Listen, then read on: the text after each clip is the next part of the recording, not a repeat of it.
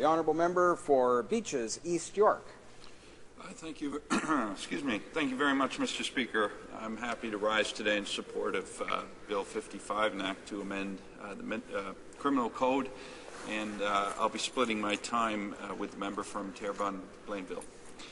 Finally, Mr. Speaker, a helpful, useful intervention by the government, a crime bill that we can support, one not laced with poison pills. I think that owes to the circumstances under which this bill comes before the House, Mr. Speaker.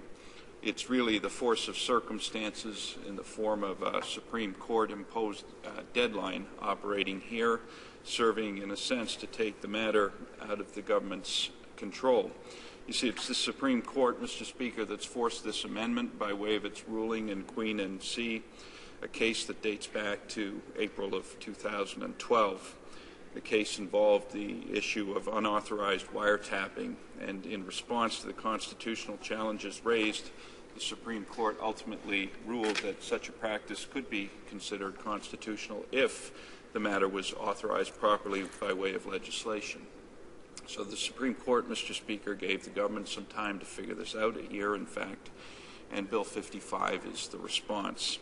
It represents the government's effort to make sure such unauthorized interceptions of private communications are, in fact, constitutionally done. And it succeeds. Mr. Speaker, this bill amends the criminal code to provide required clarity, oversight, and accountability to the rules with respect to wiretapping in circumstances alleged to be too urgent for prior judicial authorization. Now, oversight and accountability do not come easily to this government, Mr. Speaker, so it's encouraging to see the bill here in Parliament. In fact, it's something just short of a miracle, perhaps, in light of the progenitor to this bill, C-30. And so the history of C-55 is interesting and worthy of comment. Indeed, it explains why this bill is before us at the 11th hour and indeed the last minute thereof to boot. The Supreme Court decision that we are discussing here today was rendered a year ago, and yet here we are rushing this through before that April 13th deadline, which is just looming. I won't be too critical of that, Mr. Speaker, because I think the timing of this bill is very much linked to the content of this bill and, frankly, what makes it succeed and worthy of our support. It's the urgency of the circumstances that seem to have rendered this bill uncharacteristically brief and straightforward. And it's in a kind of twisted and counterintuitive way that we perhaps owe the Minister for Public Safety some thanks for his tendency to a debating style that's reductionist in the extreme and that very often ends up posing distorted binary options. It's usually some framing of the issue that places sympathy for victims in opposition to a respect for civil liberties and constitutional freedoms. The case in point today, Mr. Speaker, was the minister's claim that you're either with the government or with the child pornographers. That was the framing for the now dead Bill C-30, the so-called lawful access bill.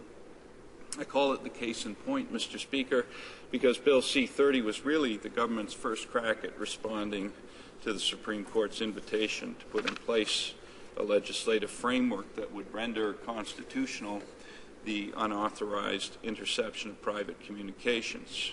But it was both alarming and cynical. It was an alarming and cynical overreach that attempted to exploit all of our disgust and abhorrence for terrible crimes against children in an effort to bully Canadians into giving up their right to privacy in online communications.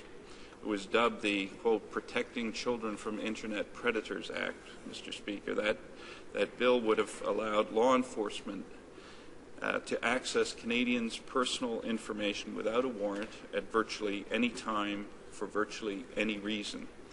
It gave the minister and government unprecedented powers to access information and to force telecom, internet, telephone, and wireless providers to allow the government to spy on customers. Bill C-30 effectively criminalized all Canadians, Mr. Speaker. And that is the legislation that the Minister of Public Safety brought to Parliament a little over a year ago when he thought he had a bit of time to play games with this legislation. That is what this Conservative government thought was reasonable: unlimited, unaccountable access to private communication. Luckily, Canadians, Canadian privacy commissioners, and civil society organizations were watching, and they didn't like what was being proposed, Mr. Speaker. Luckily, too, the minister exceeded even himself with the offensive hyperbole and sabotaged his own bill in the process. Yes, it is for that and that alone, in a strange way, that we owe the minister some thanks. The lesson of Bill 30, of course, is not lost on anyone. It is that with time to play and left to their own devices, the government will gladly snatch from Canadians their right to privacy. So you can be sure, Mr. Speaker, that Canadians are watching and guarding that right very closely, as are we. But thankfully, this bill is a far cry from C-30. It stands in contrast. In fact, it's short, simple, direct, and straightforward.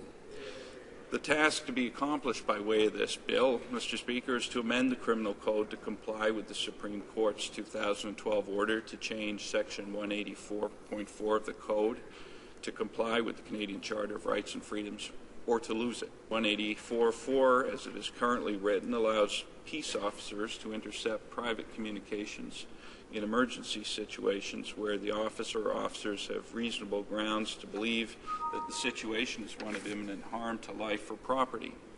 The urgency of such situations necessitates actions before the proper judicial authorization can be obtained, and so there are times when this is an appropriate action that can prevent crime and protect Canadians, and for this reason 184.4 exists.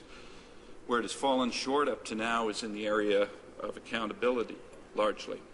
Two things have been missing. First, a system of oversight to inform Canadians of when and how this legislation is used, and second, a requirement to notify individuals whose communications have been intercepted within a period of time defined within the bill.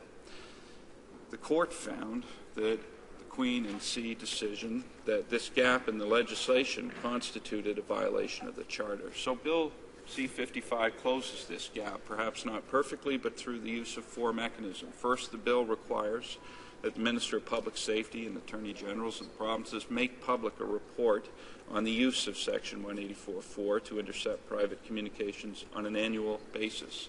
Second, the bill requires that persons whose communications have been intercepted must be notified of the interception within a given period of time.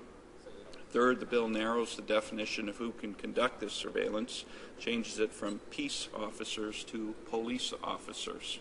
And finally, the bill would specify the list of offences for which 184.4 can be invoked to those offences listed in 183 of the Criminal Code. These four changes, Mr. Speaker, result in an improvement to this section of the Code that serves to both limit the use of warrantless wiretapping to certain individuals, circumstances and offences, and to increase the accountability in cases where it's invoked. The Supreme Court of Canada has spoken on the issue, and Bill C-55 is Parliament's answer, in our view, the right one. Enhanced accountability and transparency is something that the NDP will always support. We know, Mr. Speaker, from experience where lack of oversight and accountability takes us. We get massive omnibus bills, massive tax bills, omnibus crime bills passed at the last minute with no time for parliamentarians to vet legislation as our constituents rightly expect us to do. And we get bills like C-30, which outrage the public and the minister himself, and he managed to shame himself in that process. So Bill C-55 revives at least a little bit of what this government has run over and left for dead, accountability, by requiring the Minister of Public Safety to report annually to Parliament on the use of 184.4 and the frequency of warrantless wiretaps in emergency situations, and requires provincial attorney generals to make this information public as well. This is the kind of legislation we need, Mr. Speaker, not the kind that gives cabinet ministers or other officials unprecedented powers, but one that upholds Canadian law, one that increases accountability of police to the public, and this is why my colleagues and I in the NDP will be supporting this bill. Thank you, Mr. Speaker.